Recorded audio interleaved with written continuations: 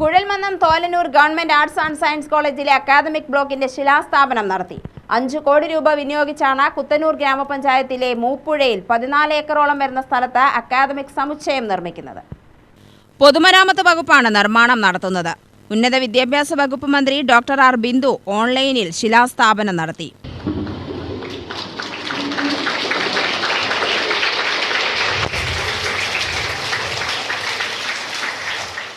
ഗ്രാമീണ മേഖലയിലുള്ള അതിസാധാരണക്കാരായ കുട്ടികൾ തങ്ങളുടെ വിദ്യാഭ്യാസ ആവശ്യത്തിനു വേണ്ടി ആശ്രയിക്കുന്ന ഈ കലാലയത്തിന് ഭൗതിക പശ്ചാത്തല വിപുലീകരണത്തിന് നല്ല നിലയിൽ സഹായിക്കാൻ സംസ്ഥാന ഗവൺമെൻറ് ഇടപെടുന്നു എന്നുള്ളത് അഭിമാനകരമായ ഒരു കാര്യമായി കരുതുകയാണ്.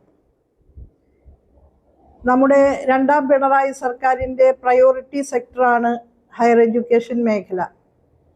മുൻഗണനാ മേഖല എന്ന നിലയിൽ കാര്യമായ ബജറ്ററി അലോക്കേഷൻസ് ഉറപ്പാക്കിക്കൊണ്ട് അടിസ്ഥാന സൗകര്യ വിപുലീകരണവും അക്കാദമിക ഗുണമേന്മയും വർദ്ധിപ്പിക്കാൻ ഉതകുന്ന വിധത്തിലുള്ള ഇടപെടലുകളാണ് ഈ സർക്കാരിൻ്റെ കാലത്ത് ഉന്നത വിദ്യാഭ്യാസ മേഖലയിൽ നടന്നിട്ടുള്ളത്. കിഫ്ബിയിലൂടെ മാത്രം 1184 കോടി രൂപയുടെ നിർമ്മാണ പ്രവർത്തനങ്ങൾ സർവകലാശാലകളിലും കലാലയങ്ങളിലുമായി നടന്നിട്ടുണ്ട്.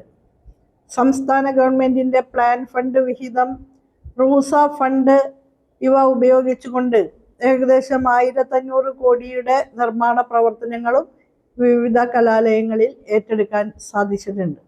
പി സുമോദ് MLA അധ്യക്ഷത വഹിച്ചു. മുൻമന്ത്രി AK ബാലൻ മുഖ്യാതിഥിയായി. പൊതുമരാമത്ത് assistant executive engineer MJ Shameem report അവതരിപ്പിച്ചു. Kuzhalmannam block panchayat president T Shakeena, college principal doctor Maya C Nair, PTA vice president KA Mukund, ഭൂമിശാസ്ത്ര വിഭാഗം മേധാവി N Prathapan, college union chairman R Mahesh എന്നിവർ സംസാരിച്ചു. UTV news, Palakkad.